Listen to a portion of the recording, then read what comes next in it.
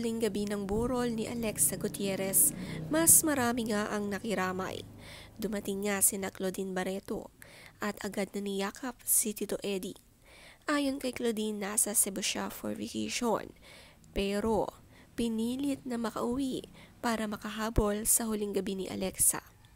Delayed nga raw ang kanyang flight, kaya naman pagkarating pa lang ng Manila, agad na dumiretso dito kahit pagod at puyat. Maliit pa lang daw si Claudine, turing family na raw niya ang Gutierrez. Si Vina Morales din naman ay nakiramay sa huling gabi. Nagpadala din ng mga bulaklak sina Manny Pacquiao at Chinky.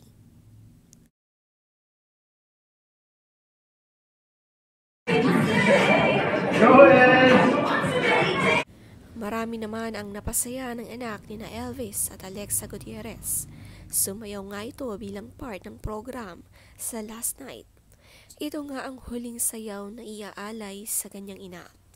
Napaka-emosyonal nga nito, pero matapang at malakas ang loob ng batang ito.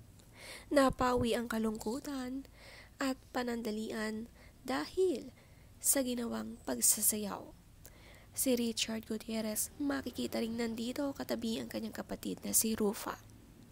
Si Rufa din masayang nakahabol sa huling gabi ng kanyang kapatid na si Alexa. Maraming ang nakiramay sa huling gabi at napuno nga itong hall.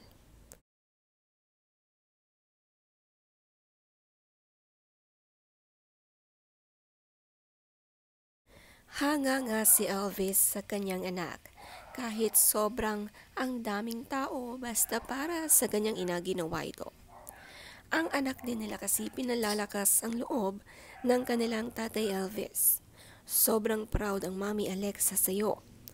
Todo cheer nga mga Tita Rufa at Tito Richard para sa pamangkin nila. Hindi nila pababayaan ang mga anak ni na Alexa. Habang buhay nga nila itong gagabayan. Ang ngiti ni Lolo Eddie habang pinapanood ang apo ay sobrang saya.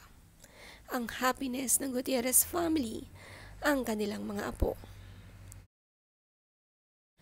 Ang mga kaibigan ni Rufa Gutierrez, sina Femi Labaranda, Crystal Bello, CJ Ravata, First Dong, nakiramay ngayong araw. Sabi sa caption, "Celebrating your life through your stories, Sasa. Everybody loves your bright and warm energy. I will always share how strong and resilient you were." Nag-speech at eulogy na nga rin si Elvis at namaalam na sa asawa. Sobrang sakit nga nito para sa kanya. Ilang buwan silang nakipaglaban sa sakit.